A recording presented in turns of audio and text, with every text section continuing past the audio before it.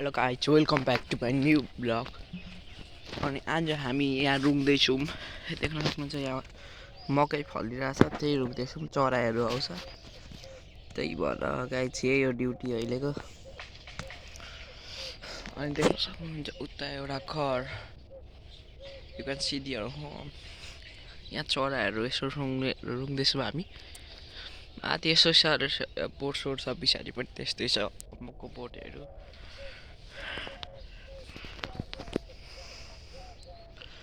यस्तै चल्दैछ गाइज, अब लाइफ भनेको यस्तै हो। गाउँमा बसी यस्तै हो।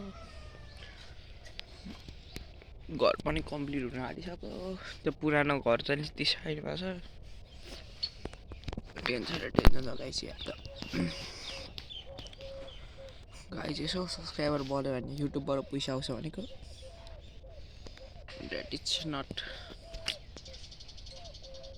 सपोर्ट गर्यो भने जे पनि आउँछ नि, तर सपोर्ट गर्दैन नि गाइज यसले। You did not do support. अब के गर्नु, सबपट्टि यस्तै छ झरीझुरी। अब अर्को खेतमा जानुपर्छ। यहाँ हेर्नु गाइज, यहाँ हेर्नु, यो के हो कमेन्ट गरेर कमेन्ट। पुरै खेतै छ त्यहाँ। आलुहरू रोपेको छ। यो सेकेन्ड खेत गाइज, त्यसमा चाहिँ मकै छरेको छ। तोरी होला यसमा चाहिँ। अनि गाइज यता यहाँ छ पुरैको पुरै सागहरू, सागपात, घाँसफुसहरू छ। यहाँ घाँसफुस पनि होइन, सागपातहरू। Healthy for health, not for me. Guys यो बोरी हो कि सिमी हो त्यो थाहा छैन, तर पनि यो जेसुकै होस्।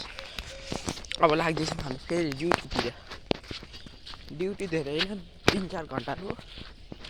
त्यति गरिसक्यो भने त ओके नि।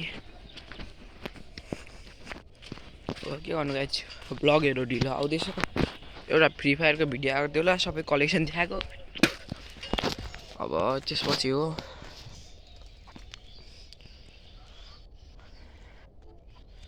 गाइज, यस्तै चल्दैछ आफ्नो काम। बाई बाई गाइज, वाच गर्नु होला फुल भिडियो।